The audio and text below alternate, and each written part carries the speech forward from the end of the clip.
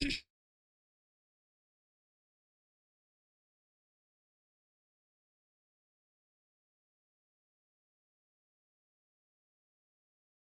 Good evening students. मैं दिव्या शर्मा आप सभी का स्वागत करती हूँ विजन इंस्टीट्यूट के डिजिटल प्लेटफॉर्म और आपके अपने YouTube channel GK by Ajay sir पर। तो डेली करंट अफेयर की क्लासेस अपने कंटिन्यू ले रहे थे और उसी डेली करंट अफेयर की क्लास में आज अपनी नेक्स्ट क्लास है। और आप इन क्लासेस को आपको क्या करना है, सिर्फ रेगुलर इन क्लासेस के साथ जुड़े रहना है, रेगुलर कंटिन्यूटी बनाई रखनी है आपको, और कुछ नहीं करना है। और दूसरा काम आपका क्या है कि अगर आपको क्लास ये अच्छी लगती है, आपके एग्ज़ाम के पॉइंट ऑफ व्यू से आपको ऐसा लगता है कि हाँ ये क्लास हमारे लिए कारगर सिद्ध हो सकती है, मैं आपको गारंटी देती हूँ कि आपके एग्ज़ाम में अगर 10 क्वेश्चन आते हैं तो 10 में से 9 क्वेश्चन आपके एग्ज़ाम में पक्का आएंगे इन क्लासेस में से। तो आपको क्या करना है, क्लास को शेयर करना है और चैनल को सब्सक्राइब करना है। दूसरा, अपने व्हाट्सएप स्टेटस या जो भी सोशल मीडिया आप यूज़ करते हैं, इंस्टाग्राम, फेसबुक, वहाँ पर स्टोरी जरूर लगानी है, ठीक है। क्लास को अपने फ्रेंड्स के साथ शेयर करना है। स्टार्ट करते हैं आज की क्लास को। और जैसा कि आपको पता है, अपनी क्लास को अपने शुरू करते होते हैं एक मोटिवेशन थॉट के साथ में। देखते हैं आज का मोटिवेशन थॉट क्या है। आज का मोटिवेशन थॉट है, जीतने वाले कभी हार नहीं मानते हैं और हार मानने वाले कभी जीतते नहीं हैं।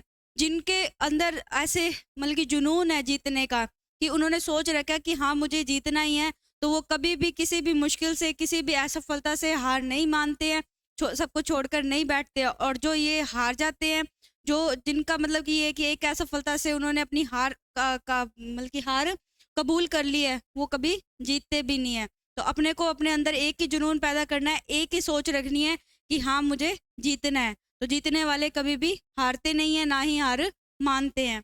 स्टार्ट करें आज की क्लास को और देखिए आज का पहला क्वेश्चन क्या है। 10 क्वेश्चन अपने करने वाले हैं और लास्ट में अपने स्टैटिक जीके के महत्वपूर्ण क्वेश्चन करेंगे। 10 क्वेश्चन है, क्लास के अंत तक जरूर बने रहे। क्लास के अंत तक आपके लिए हमेशा कुछ ना कुछ नया पढ़ने को, सीखने को मिलेगा। करते हैं स्टार्ट। देखते हैं पहला क्वेश्चन, निम्न में से किस दिन महात्मा गांधी जी की पुण्यतिथि पर शहीद दिवस मनाया जाता है। अब देखो क्वेश्चन में अपने को साफ साफ ऐसे बोल दिया गया ना कि महात्मा गांधी जी की पुण्यतिथि पर शहीद दिवस कौन सी तारीख को मनाया जाता है। अगर अपने को देते कि शहीद दिवस कब मनाया जाता है, तो किस दिन शहीद दिवस मनाया जाता है, ऐसा देते तो अपना आंसर क्या होता, ए व बी दोनों हो जाता। क्या हो जाता है, ए व बी दोनों हो जाता। कब हो जाता, जब केवल प्रश्न में क्या दिया होता, शहीद दिवस दिया होता, ठीक है, शहीद दिवस दिया होता, तब तो अपने क्या हो जाता है कि 23 मार्च और 30 जनवरी दोनों के दोनों क्या है, शहीद दिवस के रूप में मनाए जाते हैं। आपको पता है कि 30 जनवरी को किनकी पुण्यतिथि आती है, महात्मा गांधी जी की पुण्यतिथि आती है। 30 जनवरी 1948 को किन्होंने, नथुराम गोडसे ने महात्मा गांधी जी की गोली मारकर हत्या कर दी थी। और अगर बात करें अपने अगर अपने बात करें 23 मार्च की, तो 23 मार्च को आप सभी को पता है कि किन की पुण्यतिथि होती है, कौन शहीद हुए थे 23 मार्च वाले दिन। अगर बात करें अपने तो किन की पुण्यतिथि पर, भगत सिंह, सुखदेव और राजगुरु, ये आप सभी को पता है। तो 23 मार्च को भी शहीद दिवस मनाया जाता है और 30 जनवरी को भी शहीद दिवस मनाया जाता है। क्वेश्चन में अपने से पूछा गया है कि महात्मा गांधी जी की पुण्यतिथि पर शहीद दिवस मनाया जाता है, तो किस दिन मनाया जाता है ये पूछा गया है। तो अपना राइट आंसर क्या हो जाएगा, 30 जनवरी अपना राइट आंसर हो जाएगा। तो राइट आंसर आपको याद रखना है कि क्वेश्चन के अनुसार आपको आंसर देना है। और 23 मार्च अगर नॉर्मल शहीद दिवस, सीधा शहीद दिवस पूछा होता आपसे, तो 23 मार्च आप उसमें राइट आंसर कर देते। नेक्स्ट अपने देखते हैं, अभी मैंने आपको बताया कब, 30 जनवरी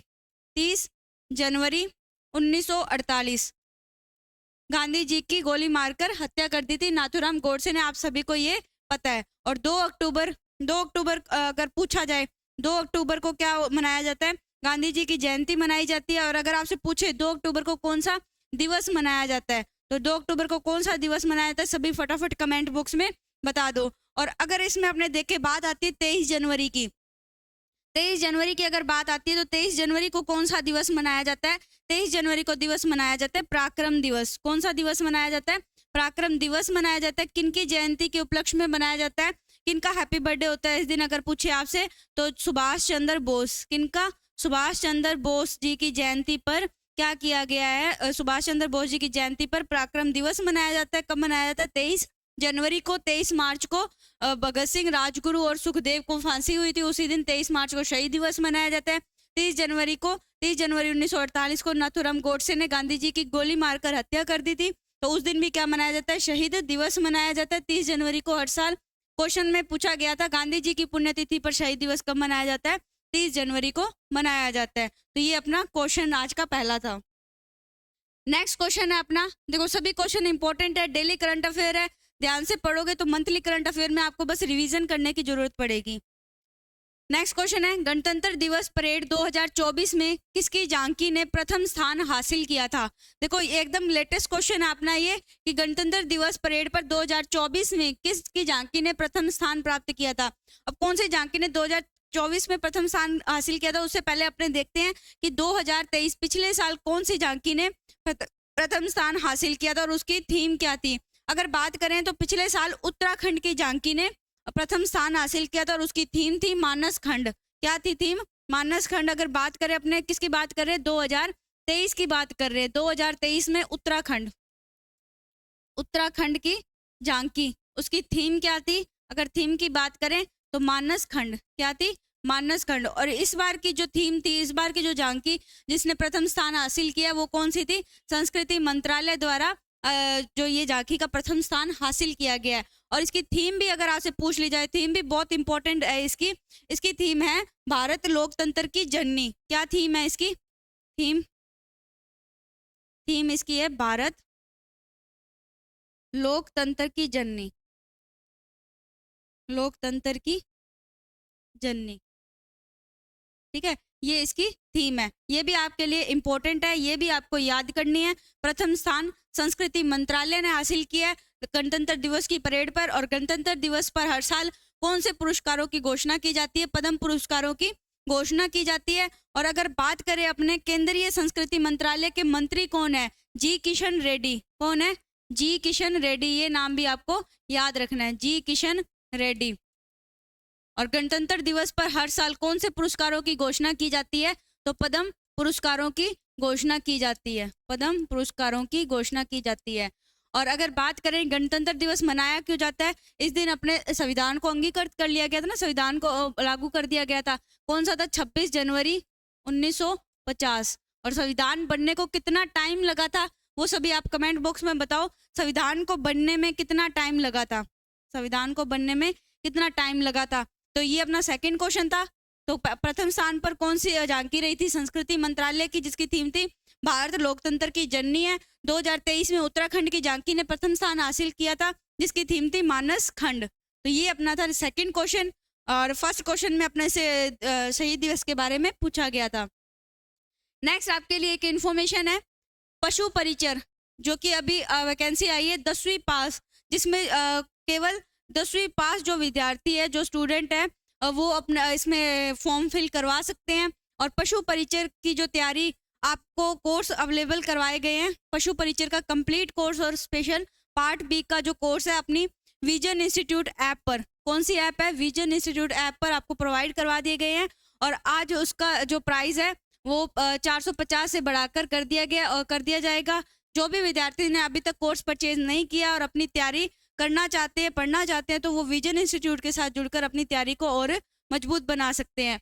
अगर बात करें अपने इस टेस्ट सीरीज की, तो अभी टेस्ट सीरीज अपना पहला टेस्ट कब होगा, 4 तारीख को पहला टेस्ट लिया जाएगा। अभी रविवार को 4 तारीख को अपना पहला टेस्ट होगा। तो जो भी विद्यार्थी अपनी जो भी सिलेबस पढ़ चुके हैं, टेस्ट के साथ जुड़ना चाहते हैं, टेस्ट सीरीज ज्वाइन करना चाहते हैं, ऑनलाइन व ऑफलाइन दोनों माध्यम से अपने उसको प्रोवाइड करवाया जाएगा। और जो टेस्ट का प्राइस रहेगा ऑनलाइन ऐप में 149 रुपये, जिसमें आपको 15 टेस्ट, टोटल 15 टेस्ट होंगे, जिनमें से 12 टेस्ट टॉपिक वाइज, जो कि आपको शेड्यूल दे दिया गया सारा उसमें, और 3 मेगा टेस्ट कंप्लीट सिलेबस आधारित 3 टेस्ट लिए जाएंगे। तो टोटल 15 टेस्ट आपके इसमें होंगे। अपनी तैयारी मजबूत करने के लिए आज ही ज्वाइन करें राजस्थान की सर्वश्रेष्ठ टेस्ट सीरीज विजन इंस्टीट्यूट के साथ में।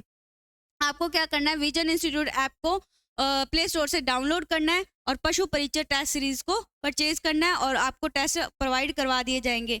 पहला टेस्ट 4 तारीख को लिया जाएगा और पहले टेस्ट का जो अपना सिलेबस रहेगा वो है मैथ में प्रतिशत है, हिस्ट्री में प्राचीन सभ्यता, शिलालेख, कल्चर में लोक देवी देवता, जियोग्राफी में सामान्य परिचय, संभागीय व्यवस्था, साइंस में पोषण, पदार्थ व्यवस्थाएं, भौतिक अवस्थाएं, राशियां, मापन, करंट अफेयर, अगस्त का करंट अफेयर होगा, जीआई टैग, प्रमुख सूचकांक, और पार्ट बी में पशुपालन से संबंधित सामान्य ज्ञान व बंदियाकरण। तो इनमें से लगभग जो सब्जेक्ट हैं, जैसे कि आप ज्योग्राफी, कल्चर और ज्योग्राफी, करंट अफेयर और पार्ट बी, आपको यूट्यूब पे इसकी क्लासेस भी प्रोवाइड करवाई जा रही हैं। रेगुलर ये क्लासेस प्रोवाइड आपको हो रही हैं। इसमें जो अपने टेस्ट में आप सभी को पता है एग्जाम में 150 क्वेश्चन आएंगे, जिसमें से कि जो आपका पार्ट ए है, भाग ए है, उसमें 105 क्वेश्चन और भाग बी के 45 क्वेश्चन। जो आपका एग्जाम पैटर्न रहेगा उसी पैटर्न पे आपके टेस्ट बनाए गए हैं। अगर अधिक जानकारी चाहिए या आप ऑफलाइन रजिस्ट्रेशन करवाना चाहते हैं तो आप 9672418453 नंबर पर संपर्क कर सकते हैं। तो ये आपके लिए छोटी सी इन्फॉर्मेशन थी। देखते हैं अपने, बढ़ते हैं नेक्स्ट क्वेश्चन की ओर। अगला क्वेश्चन है अपना, हाल ही में भारत ने यूनेस्को की विश्व विरासत सूची 2024-25 के लिए कहाँ के मराठा सैन्य परिदृश्य को नामांकित किया है? तो अगर बात करें मराठा सैन्य परिदृश्य, क्वेश्चन अपने पास मराठा का आया है, तो लास्ट में जो अपना क्वेश्चन रहेगा स्टैटिक जीके का जो पार्ट रहता है क्वेश्चंस का, वो भी मराठा से रिलेटेड है। मराठा साम्राज्य के क्वेश्चन अपने पढ़ने वाले हैं। तो अपने से क्वेश्चन में पूछा गया है कि कहाँ का ये जो है 2024-25 कहाँ के मराठा सैन्य परिदृश्य को नामांकित किया गया है। अगर इसमें घटक की बात करें अपने, तो टोटल इसमें कितने घटक लिए गए हैं? 12 घटक। ठीक है, 12 घटक है। और महाराष्ट्र के कितने किले हैं? महाराष्ट्र में टोटल जो किले हैं उनकी बात करें तो 390 से अधिक जो किलों में से 390 से अधिक जो किले हैं उनमें से सिर्फ 12 को क्या किया गया, इन शामिल किया गया है। और अगर बात करें अपने 17वीं और 19वीं शताब्दी की, 17वीं से 19वीं शताब्दी की बात करें तो ये जो साम्राज्य उस टाइम का जितना भी साम्राज्य था वो महाराष्ट्र और तमिलनाडु तक था। तो राइट आंसर अपना क्या हो जाएगा? ए एंड बी दोनों हो जाएगा। और भारत ने यूनेस्को की विश्व विरासत सूची 2024-25 के लिए कहाँ के मराठा सैन्य परिदृश्य को शामिल किया? महाराष्ट्र और तमिलनाडु। राइट आंसर अपना क्या हो जाएगा? सी ऑप्शन राइट आंसर हो जाएगा। और अगर बात करें कि इसमें क्या दिया गया, इसमें मराठा शासन की रणनीतिक सैन्य प्रदर्शनी दी गई है। कौन सी है? सैन्य प्रदर्शनी, मराठा राजनीतिक सैन्य प्रदर्शनी है। ये भी आपको इसमें याद रखना है, इसको शामिल किया गया, नामांकित किया गया अभी। और राइट आंसर क्या हो गया अपना? सी ऑप्शन राइट आंसर हो गया है।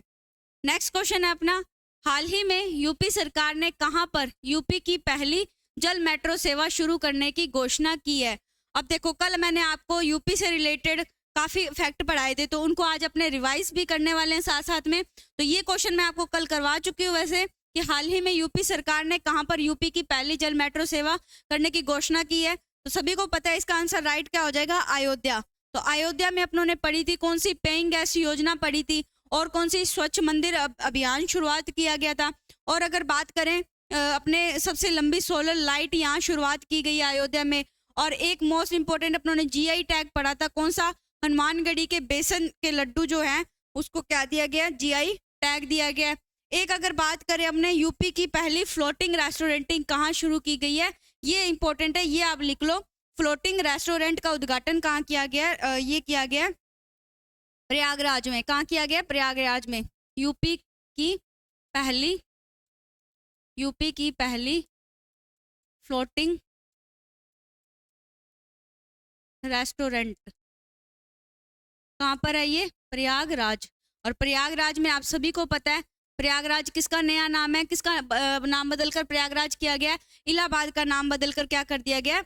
प्रयागराज कर दिया गया। और आपको पता है यहाँ 3 नदियों का संगम होता है। कौन कौन सी वो 3 नदी है? गंगा, यमुना और सरस्वती। सभी को पता है कौन कौन सी नदी है? गंगा, यमुना और सरस्वती। इन तीनों नदियों का क्या होता है? यहाँ पर संगम होता है। और प्रयागराज किसका नया नाम है? इलाहाबाद का नया नाम है। ठीक है, इलाहाबाद का नाम बदलकर क्या कर दिया गया? प्रयागराज कर दिया गया। और पहली जल मेट्रो सेवा की शुरुआत करने की घोषणा कहाँ से की गई है? अयोध्या से की गई है। और अयोध्या में अभी राम मंदिर का उद्घाटन किया गया, 22 जनवरी को किया गया।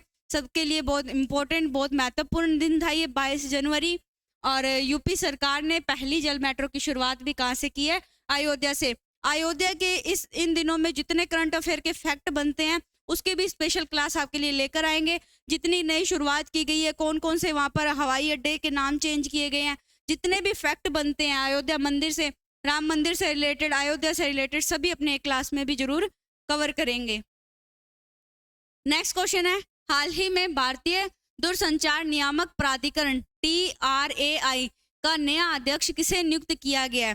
तो TRAI पूरा नाम क्या हो गया? भारतीय दूरसंचार नियामक प्राधिकरण। अगर पूछे कि TRAI इसकी स्थापना कब हुई थी? इसकी स्थापना हुई थी 1997 में इसकी स्थापना होती है। और इसका मुख्यालय अगर आपसे पूछ ले, इसका हेडक्वार्टर कहाँ पर है? नई दिल्ली में। नई दिल्ली में इसका मुख्यालय, ये आपको पता होना चाहिए। और अपने से पूछा गया कि इसके नए अध्यक्ष किसे नियुक्त किया गया है। देखो नए अध्यक्ष अपने पढ़ेंगे, लेकिन वो नए अध्यक्ष किनके स्थान पर आए हैं ये भी अपने को पता होना चाहिए, ठीक है। तो नए अध्यक्ष किनके स्थान पर आए हैं ये सभी आप कमेंट बॉक्स में जरूर बताओगे। और अगर बात करें अपने इनके कार्यकाल की, ठीक है, इनके कार्यकाल की बात करें, यहीं लिख देती हूँ मैं इनका कार्यकाल। इनका कार्यकाल क्या रहने वाला है? इनका कार्यकाल रहने वाला है 3 वर्ष, ठीक है, 3 वर्ष या 65 वर्ष। अब आप कहोगे मैडम ये 3 वर्ष या 65 वर्ष का क्या मतलब है? देखो कार्यकाल तो कितना होगा इनका? 3 वर्ष का कार्यकाल रहेगा, ठीक है। लेकिन अगर इनकी उम्र 3 वर्ष कार्यकाल पूरा होने से पहले कितनी हो जाती है? 65 वर्ष हो जाती है। जो अध्यक्ष है उनकी उम्र 65 वर्ष हो जाती है कार्यकाल के दौरान, तब भी उनका कार्यकाल क्या हो जाता है? समाप्त हो जाता है। जो भी इनमें से पहले होगा 3 वर्ष या 65 वर्ष, जो भी इनमें से पहले होगा वो उतना इनका कार्यकाल रहेगा, ठीक है। तो नए अध्यक्ष किन्हें नियुक्त किया गया? अनिल कुमार लाहोटी को। अनिल कुमार लाहोटी कौन है? TRAI भारतीय दूरसंचार नियामक प्राधिकरण के नए अध्यक्ष नियुक्त किए गए हैं। अगर अपने इनके सचिव की बात करें, सचिव कौन है? सुनील कुमार गुप्ता। अगर अपने सचिव की बात करें, किसकी बात करते हैं? सचिव की। कौन है सचिव? सुनील कुमार गुप्ता, ठीक है। ये भी आपको नाम याद रखना है। राइट आंसर अपना क्या हो गया? अनिल कुमार लाहोटी राइट आंसर हो गया है। नेक्स्ट क्वेश्चन है अपना, हाल ही में किस राज्य सरकार ने लघु वन उपज के लिए LABH MSP योजना की शुरुआत की है? सबसे पहले मैं बता दूं कि अभी कौन से राज्य ने शुरुआत की है वो तो अपने देखेंगे, लेकिन किस राज्य सरकार ने लघु वन उपज के लिए LABH योजना की शुरुआत, ये शुरुआत की किन के लिए है? ठीक है, सरकार तो देखो ओडिशा सरकार है, ठीक है, ओडिशा की सरकार ने शुरुआत की है। और इसका व्यय जो होगा, ठीक है, जो खर्चा होगा 100% कौन देगी? ओडिशा सरकार ही देगी। ये भी आपको पता होना चाहिए कि इसका जो वित्तीय जो खर्चा होगा, जो जितना भी खर्चा है सारा कौन देगी? ओडिशा सरकार देगी। ओडिशा सरकार ने इसकी शुरुआत की है। कि किन के लिए शुरुआत? ये आदिवासियों के लिए की है, ठीक है, किन के लिए की है? आदिवासियों। अब आदिवासियों से आपको याद आ रहा होगा कल की क्लास, है ना, आदिवासियों से याद आ रही होगी आपको कल की क्लास कौन सी? पेंशन वाला क्वेश्चन जो कि मैंने आपको पढ़ाया था। किस राज्य सरकार ने पेंशन की उम्र घटाकर 60 से 50 कर दी है? तो कौन सी राज्य सरकार, अगर बात करें पेंशन की बात करें, पेंशन एज, है ना, पेंशन एज क्या कर दी है? 60 से 50। 60 से 50 किसने की है? ये 60 से 50 झारखंड सरकार ने, है ना, झारखंड सरकार ने की है। लेकिन अब आप कहोगे कि ये लघु वन उपज जो शुरुआत की गई है आदिवासियों के लिए, किस टाइप से की गई है? ये आदिवासी आबादी को लाभ पहुंचाना इसका उद्देश्य है, ठीक है। आदिवासी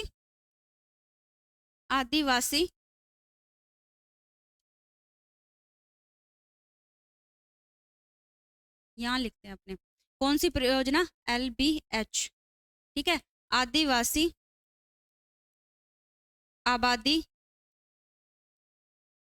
को लाभ पहुंचाना इसका उद्देश्य है, ठीक है। और अगर पूछे कि जो यहाँ पर ओडिशा में कुल आबादी के कितने % आदिवासी रहते हैं, तो कुल आबादी का 23%। कितने % है? कुल आबादी का 23% तो कौन है? आदिवासी हैं, जिनके लिए योजना शुरू की गई है लघु वन उपज योजना है। किसके द्वारा शुरू की गई है? ओडिशा सरकार के द्वारा शुरू की गई है। और आदिवासी आबादी को लाभ पहुंचाना इसका उद्देश्य। 23% कुल आबादी की आदिवासी रहते हैं। लेकिन अगर बात करें अपने, ये कल का क्वेश्चन था ना, कल का ये जो क्वेश्चन था कि पेंशन की जो एज है 60 से 50 कर दी है, किसने की है? झारखंड सरकार ने कर दी है। क्यों की थी? आपको मैंने कल बताया था क्लास में कि जो आदिवासी हैं यहाँ झारखंड में, उनकी क्या होती है? मृत्यु दर बहुत अधिक है। मृत्यु दर अधिक होने के कारण उनकी पेंशन की उम्र भी क्या कर दी गई है? घटा दी गई है। 60 से क्या कर दी गई है? 50 कर दी गई है। नेक्स्ट क्वेश्चन देखते हैं अपने, हाल ही में कतर ने किस देश के साथ 15 साल का गैस आपूर्ति समझौता किया है? अब ये देश वही है जिसके साथ, कतर ने जिस देश के साथ में 15 साल गैस आपूर्ति का समझौता किया है, कि वही देश है जिसके साथ भारत ने भी क्या किया, एक पाइपलाइन समझौता किया ना, पाइपलाइन की शुरुआत की है। कौन सी पाइपलाइन थी वो? इंडिया बांग्लादेश फ्रेंडशिप पाइपलाइन बताई थी मैंने आपको, ये भारत ने शुरुआत की थी। और इसकी लंबाई अगर कुल खर्चा, ठीक है, और इस पाइपलाइन का जो कुल खर्चा था, कुल व्यय था, वो कौन करेगा? भारत करेगा 100%। लेकिन अगर पूछ लें इसकी लंबाई कितनी थी, लंबाई इसकी थी 130 किलोमीटर, ठीक है, कितनी थी? 130 किलोमीटर, जिसमें से 6 किलोमीटर तो किस में थी? भारत में, और बाकी की जो बची 124 किलोमीटर ये कहाँ पर जाएगी? बांग्लादेश में। तो ये तो बात अपनों ने की, कौन सी पाइपलाइन है? इंडिया बांग्लादेश फ्रेंडशिप पाइपलाइन है।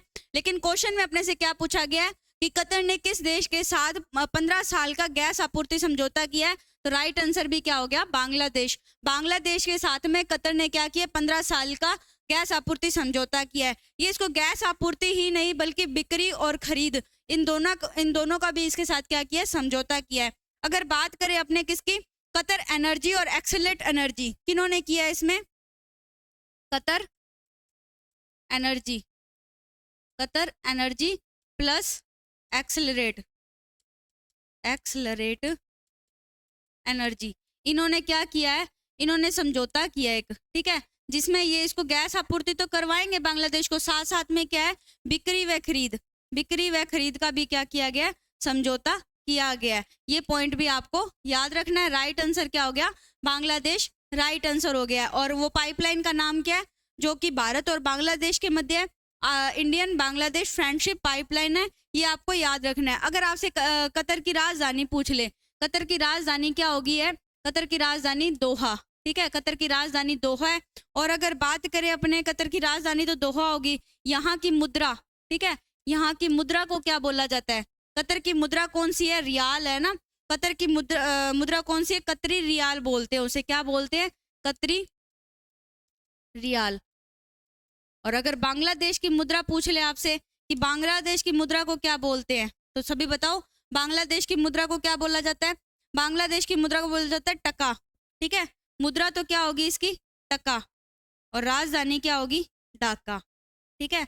और यहाँ के प्रधानमंत्री कौन हो गए हैं? पीएम शेख हसीना, ठीक है, शेख हसीना। तो ये सारे पॉइंट आपको याद रखने हैं। एग्जाम में कहीं से भी कोई भी क्वेश्चन पूछ सकता है। अपने पुराना क्लास का भी करंट अफेयर साथ साथ में देखते चलते हैं, और नई क्लास का भी करंट अफेयर, कुछ स्ट्रेटेजी के जो भी क्वेश्चन बता पाए क्लास में, क्योंकि क्लास ज़्यादा लंबी नहीं करनी होती अपने को। ये बड़ी क्लास का कोई फायदा नहीं है। 10 क्वेश्चन आपको पढ़ाने हैं। मेरा मकसद है कि आपके एग्जाम में ये क्वेश्चन आने चाहिए। जो भी मैं पढ़ाऊँ उनमें से क्वेश्चन आना जरूरी है।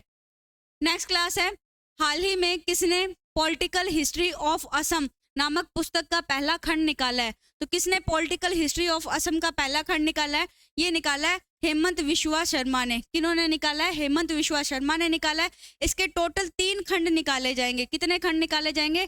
टोटल 3 खंड निकाले जाएंगे। जो असम की हिस्ट्री है ना, कब से कब तक की? 1947 से लेकर 2020 या 2020 तक की, ठीक है, 2020 तक की हिस्ट्री इसमें दी जाएगी। वो हिस्ट्री भी कौन सी होगी? राजनीतिक, मतलब कि पॉलिटिकल से रिलेटेड हिस्ट्री होगी सारी।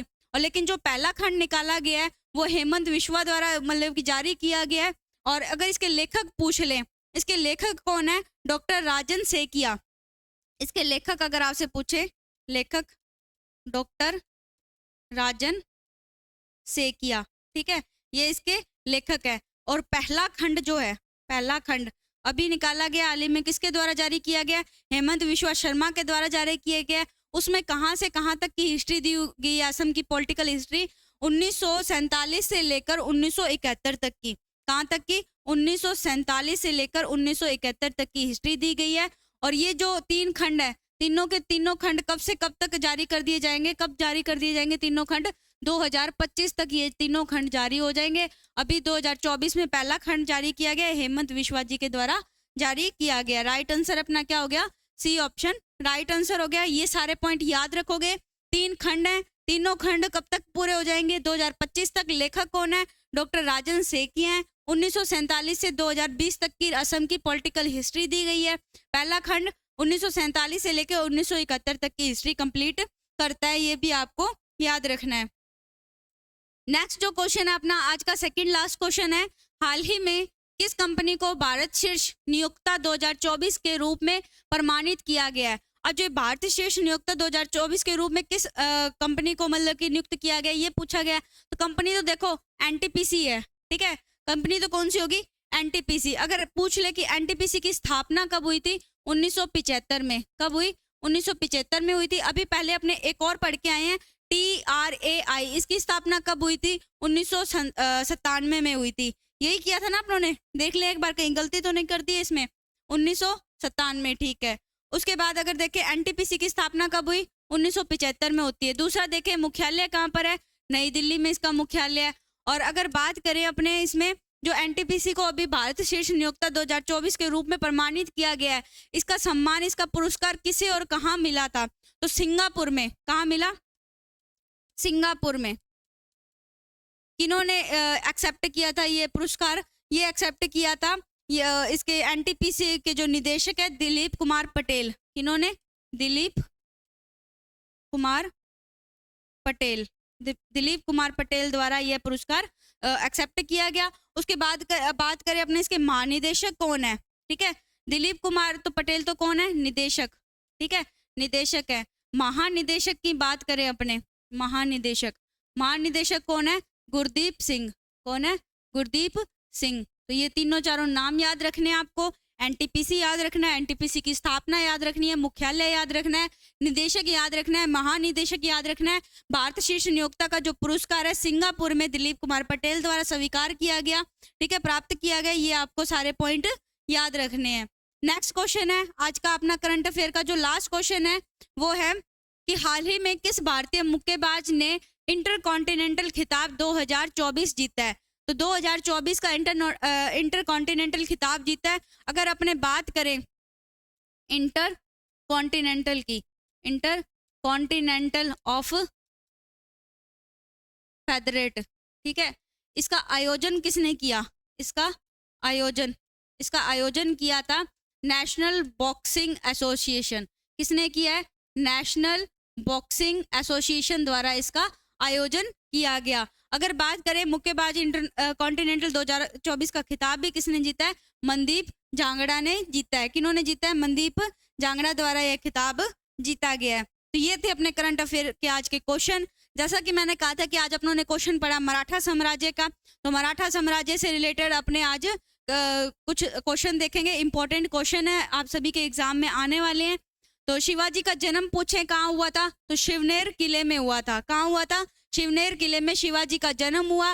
राज्य अभिषेक कब हुआ? 1674 में हुआ। राज्य अभिषेक 1674 में हुआ। जन्म कहाँ हुआ? शिवनेर जिले में हुआ है। माता का नाम जीजाबाई, पिता का नाम शाहजी भोसले।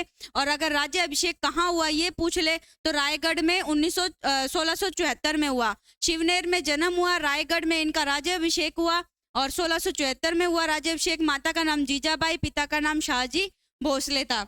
नेक्स्ट क्वेश्चन है शिवाजी की आय का मुख्य साधन क्या था? शिवाजी की आय का मुख्य साधन था चौथ कर। अब ये चौथ कर के बारे में पूछे तो चौथ क्या था? पड़ोसी राज्यों पर शिवाजी द्वारा लगाया गया भूमि कर क्या था? चौथ कर था, जो कि शिवाजी की आय का मुख्य साधन था। शिवाजी को राजा की उपाधि किसने प्रदान की? औरंगजेब ने प्रदान की। नेक्स्ट है शिवाजी ने कब छत्रपति की उपाधि धारण की? छत्रपति की उपाधि जून 1674 में उन्होंने राज्याभिषेक करवाया, ठीक है, उपाधि प्रदान कर अपना राज्याभिषेक करवाया जून 1674 में। अष्टप्रधान परिषद किसके शासनकाल में थी? अष्टप्रधान परिषद शिवाजी के शासनकाल में थी। अब कल अपने देखेंगे नेक्स्ट मराठा साम्राज्य से रिलेटेड 10 क्वेश्चन और देखने वाले हैं और अपने 10 करंट अफेयर के क्वेश्चन होंगे। और इस क्लास की पीडीएफ के लिए आप विजन इंस्टीट्यूट जो ऐप है, एप्लीकेशन है, उसको प्ले स्टोर से डाउनलोड कर सकते हैं। उसमें आपको फ्री मटेरियल में यह पीडीएफ प्रोवाइड करवाई जाएगी। करंट अफेयर की टेस्ट सीरीज भी उसमें उपलब्ध करवाई जाएगी। और ऑनलाइन और ऑफलाइन क्लासेस की जानकारी या फिर विजन इंस्टीट्यूट से रिलेटेड कोई भी जानकारी प्राप्त करना चाहते हैं और इतने अच्छे जो भी मैटर है, कोई भी स्टडी मटेरियल है, उससे रिलेटेड स्टडी मटेरियल के लिए आप चैनल ज्वाइन करना चाहते हैं तो टेलीग्राम चैनल को ज्वाइन कर सकते हैं। टेलीग्राम चैनल है अपना GK by Ajay sir. Telegram channel join कर सकते हैं। क्लास की पीडीएफ के लिए आपको विजन इंस्टीट्यूट एप्लीकेशन को डाउनलोड करना होगा और फ्री मटेरियल में आपको यह उपलब्ध करवा दी जाएगी। आज की क्लास को अपने यहीं समाप्त करते हैं। क्लास कैसी लगी कमेंट बॉक्स में ज़रूर बताना। क्लास को लाइक और शेयर ज़रूर करना है, और अगर चैनल पर पहली बार आए हैं तो चैनल को सब्सक्राइब करें। धन्यवाद।